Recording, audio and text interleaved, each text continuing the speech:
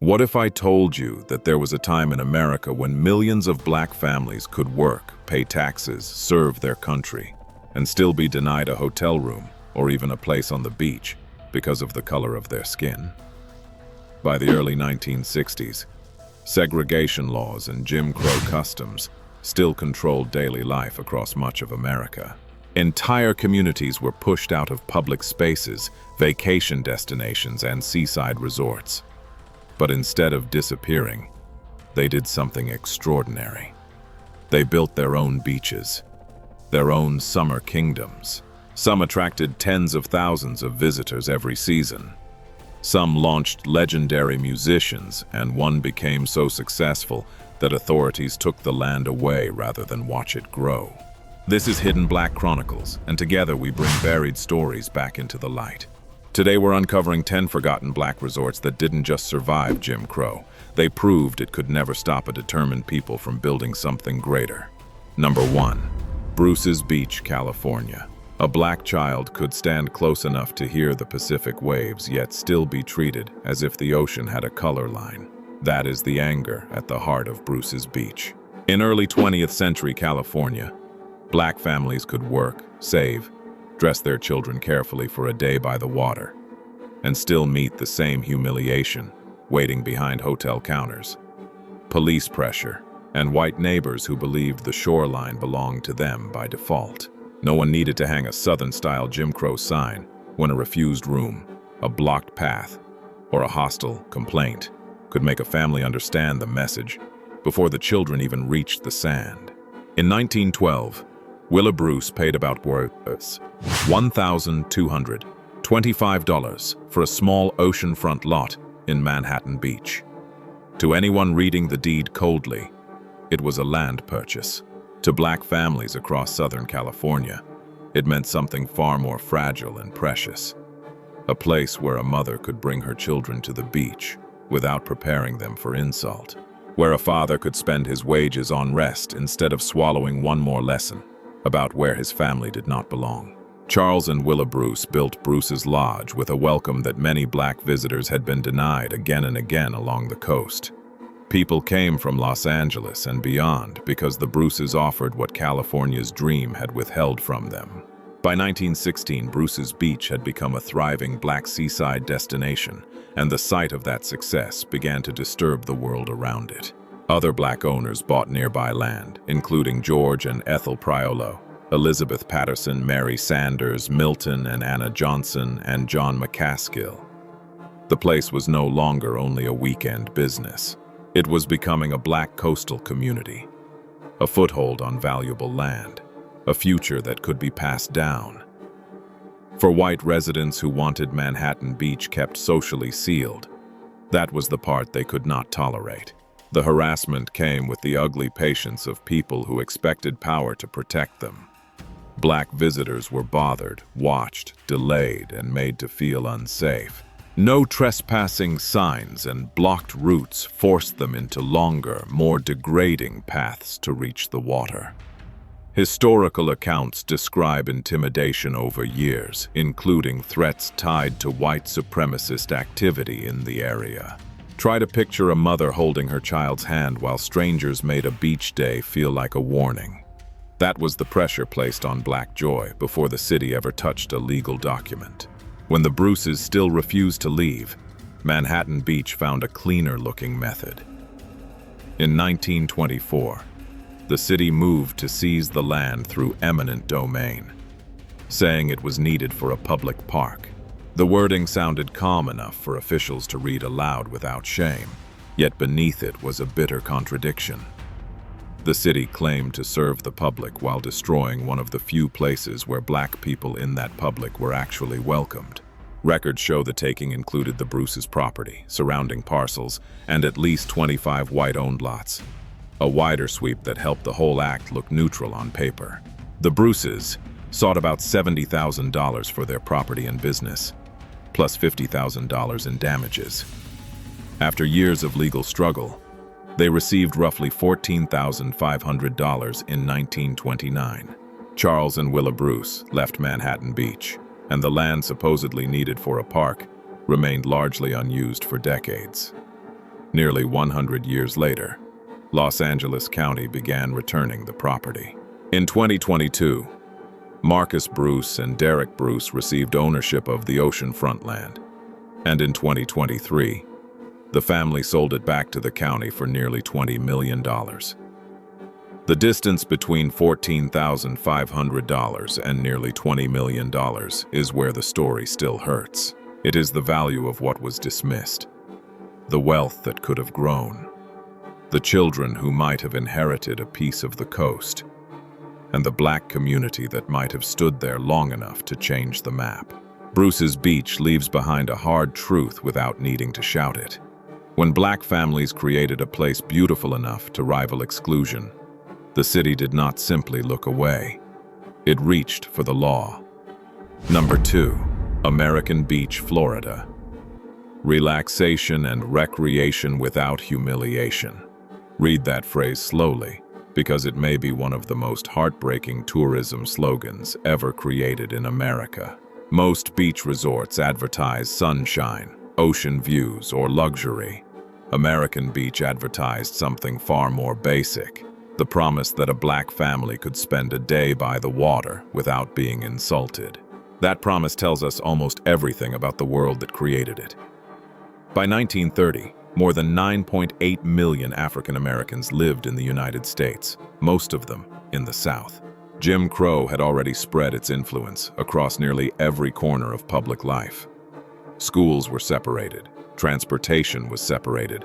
Parks, swimming pools, hotels, restaurants, and recreational spaces were often restricted by law, custom, or intimidation.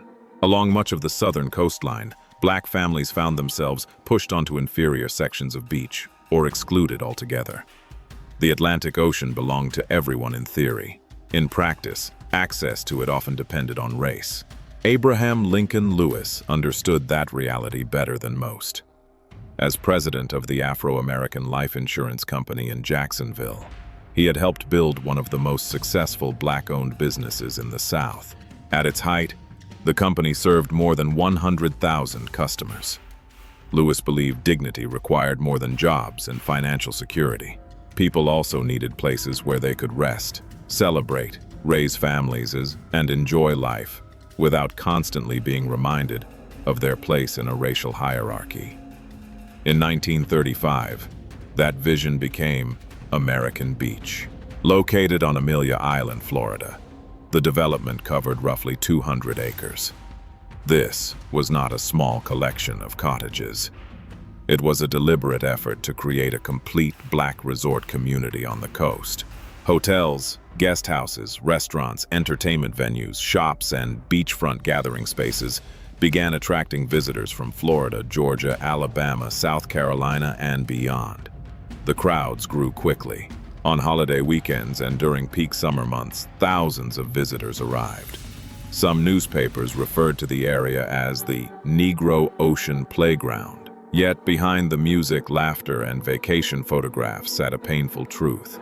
The families filling those beaches were not searching for privilege. They were searching for normality. Parents wanted their children to build sandcastles without hearing slurs. Young couples wanted to walk along the shoreline without being watched as intruders.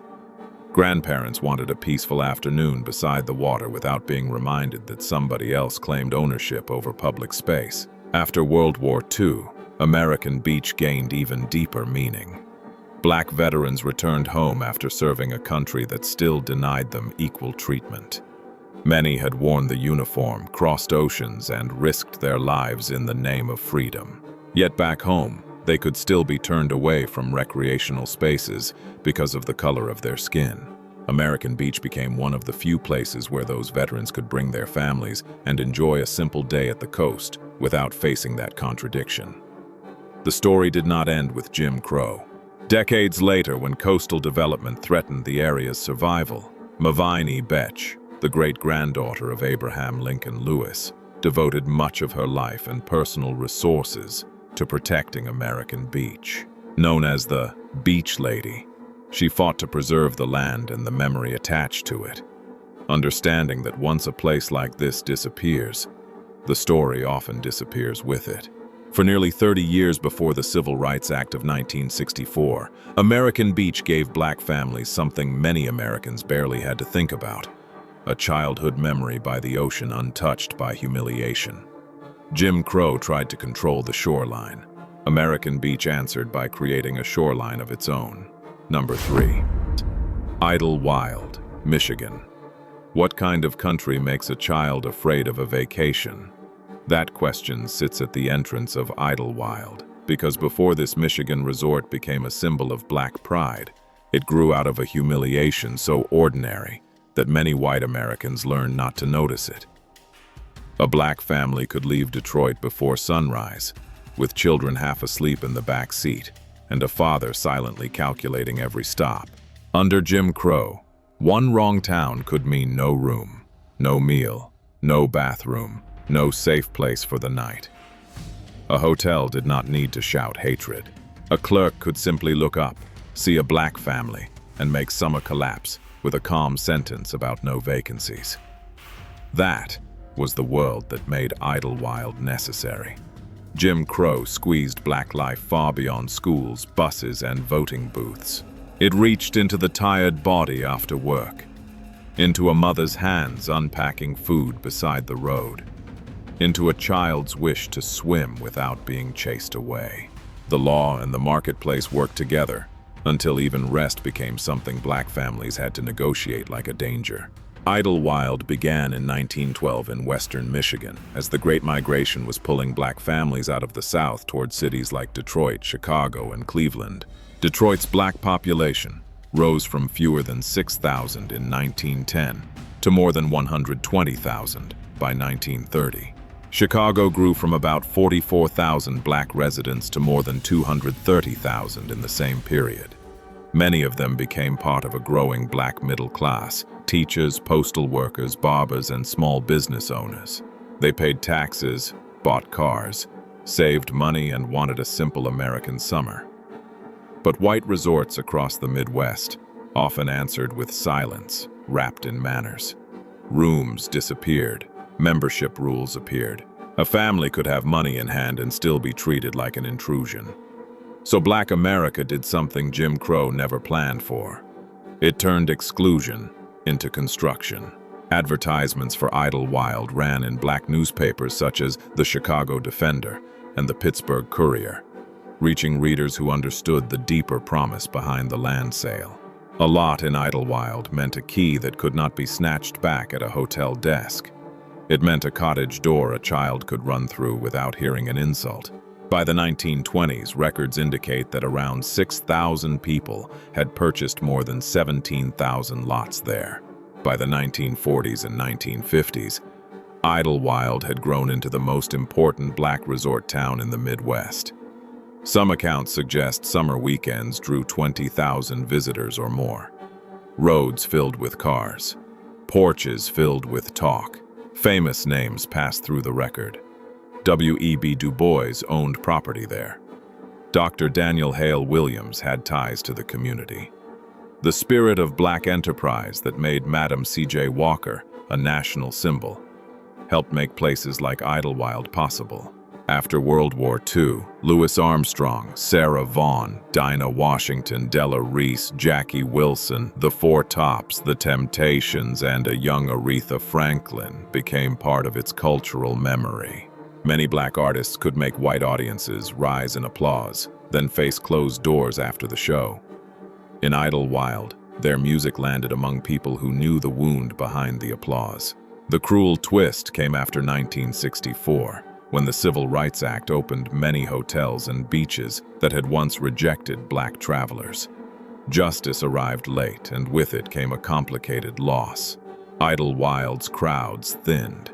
Some businesses faded. The town black families had built because America denied them rest now had to survive after America finally loosened its grip. Idlewild still matters because it reveals how deeply Jim Crow invaded ordinary life. He tried to steal the softness of summer from black children. Yet those families answered with land, music, business, and memory, until a place built from rejection became one of the proudest black resorts America had ever seen.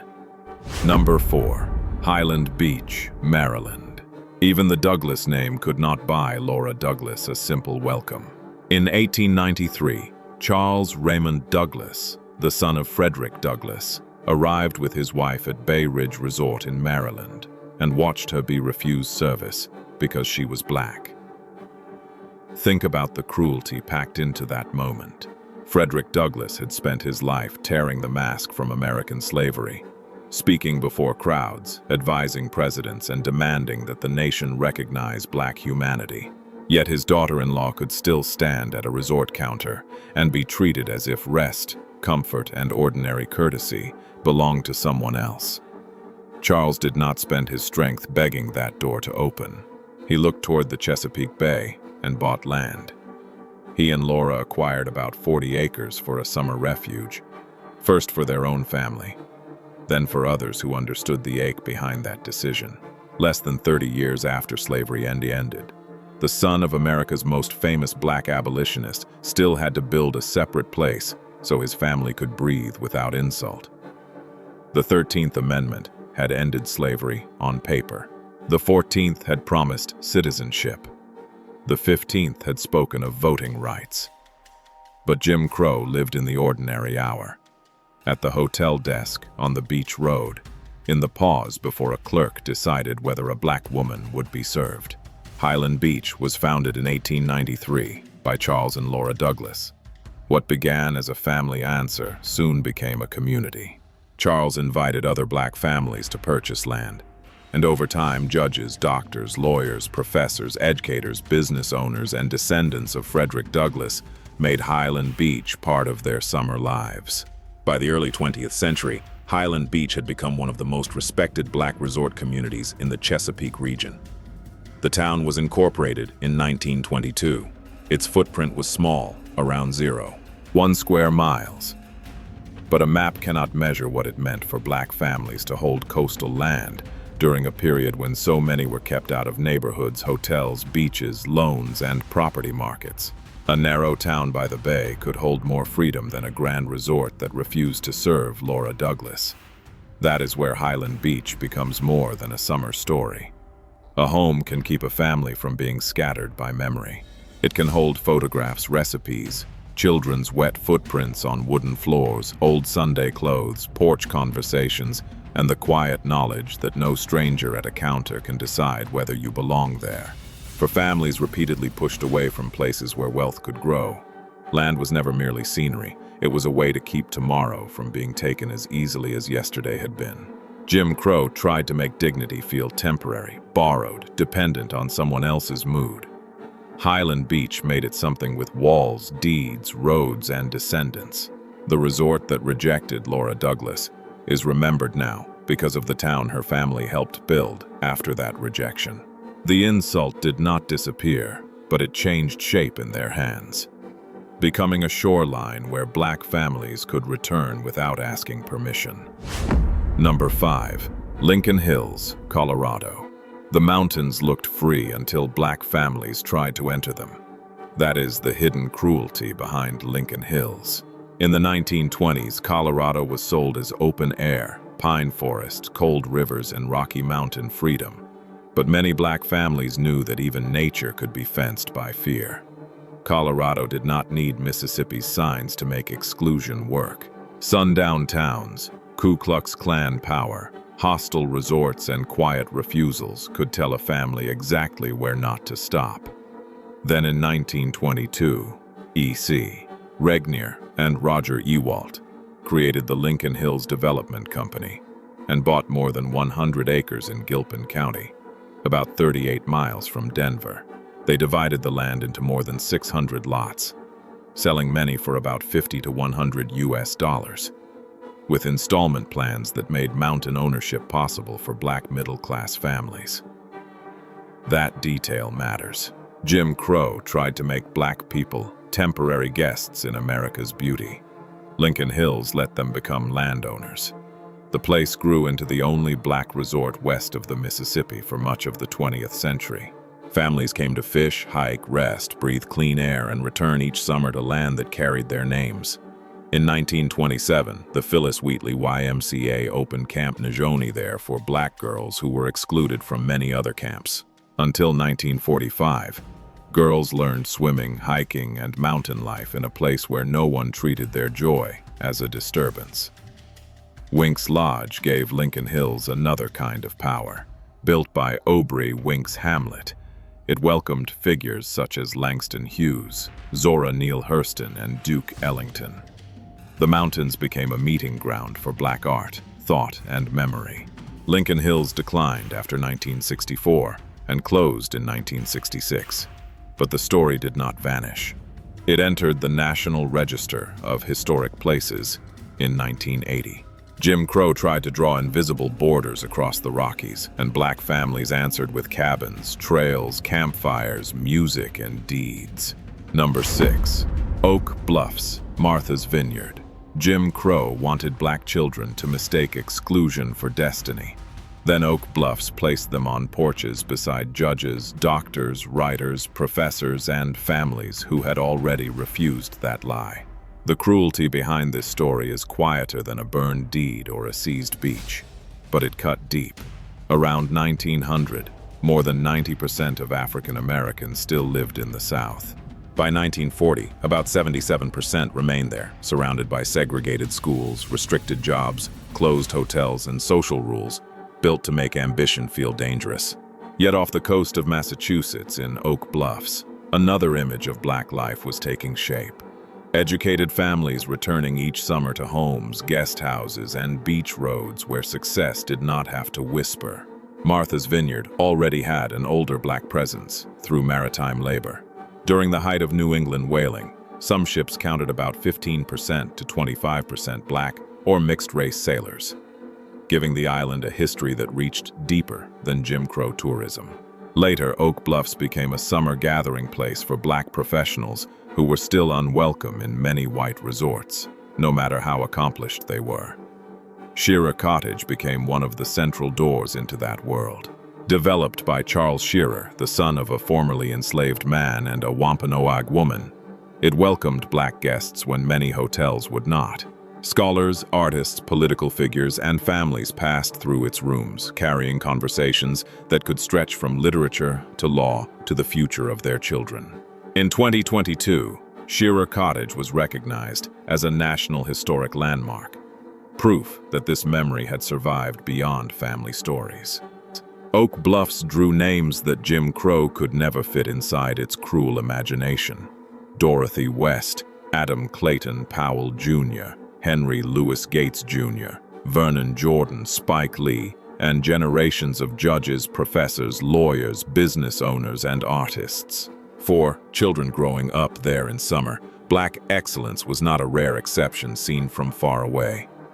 It sat at dinner tables, walked along the beach, argued politics on porches, and returned year after year with luggage, books, and family history. The line reaches into the present, with Barack Obama and his family spending summers on Martha's Vineyard. That image carries a century of quiet reversal. A system tried to make Black achievement look impossible. Then Oak Bluffs became one of the places where achievement gathered in public, relaxed by the water, and let the next generation see it up close. Number 7. Sag Harbor and Azurest, New York. The Hamptons became famous for wealth, but long before America wanted to admit it, Black families were already buying their way into that shoreline. That is what made Azurest so unsettling to the logic of Jim Crow. In the 1930s, many parts of America still used restrictive covenants, quiet real estate customs, and social exclusion to keep Black buyers away from valuable neighborhoods. A family could have education, income, manners, and ambition, then watch a property deal die the moment their race entered the room. The cruelty did not always raise its voice.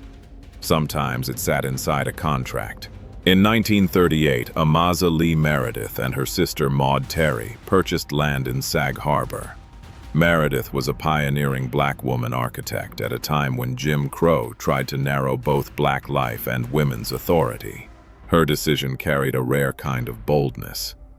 She was not only buying a summer place, she was helping design a coastal community where Black professionals could own land near one of the most exclusive vacation regions in America.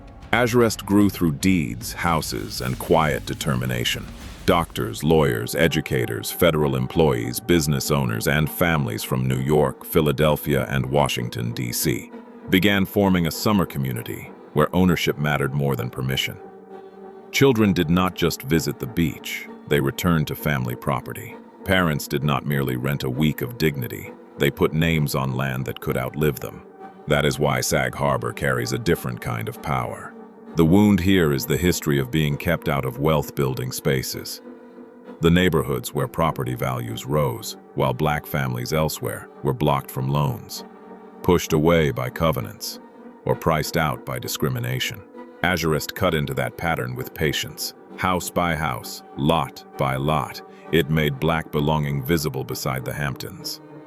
The victory was not loud, and perhaps that made it even harder for the system to stop. Jim Crow expected black families to remain outside the gates of value. In Azurest, they held the keys, paid the taxes, raised the children, and left something behind. Number 8. Carr's Beach and Sparrows Beach, Maryland.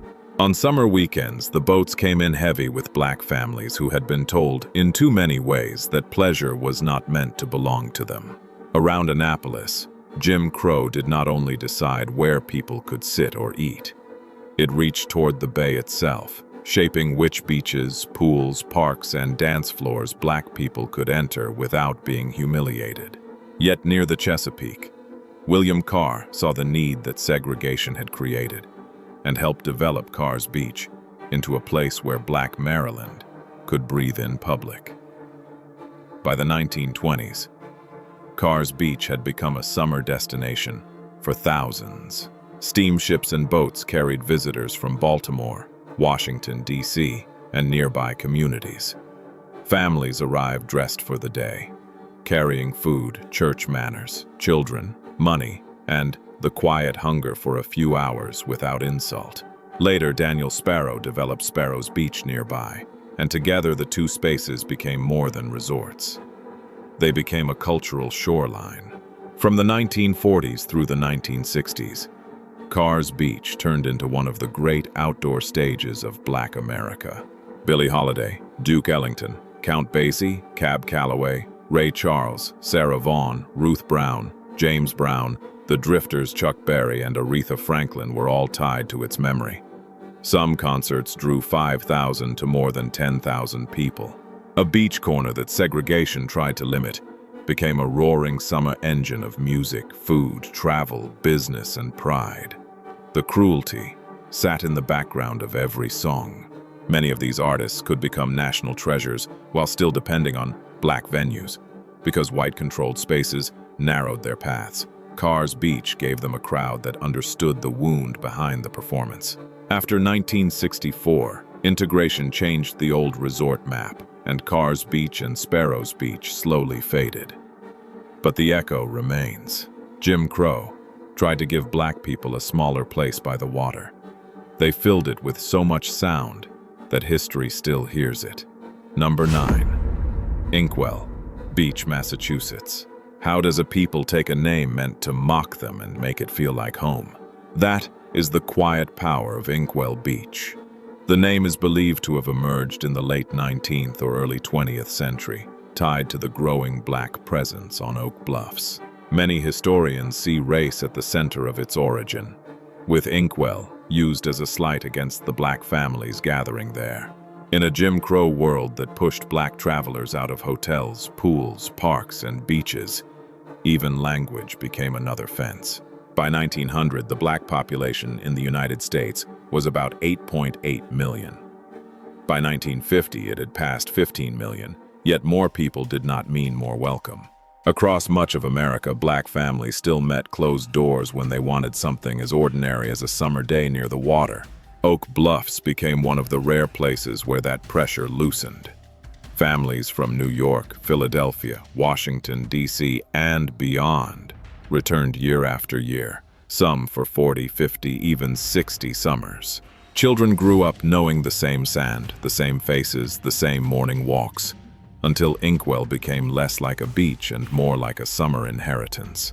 The name that once carried insult slowly changed hands. Writers, teachers, doctors, artists, and families made it part of their own memory. Jim Crow tried to mark them with a label. They filled that label with reunions, photographs, salt air, and belonging. Inkwell became a place where the wound did not disappear, but the meaning no longer belonged to the people who first tried to wound them. Number 10. Chicken Bone Beach, New Jersey. Atlantic City called itself the world's playground, yet black families learned that the world somehow stopped at Missouri Avenue.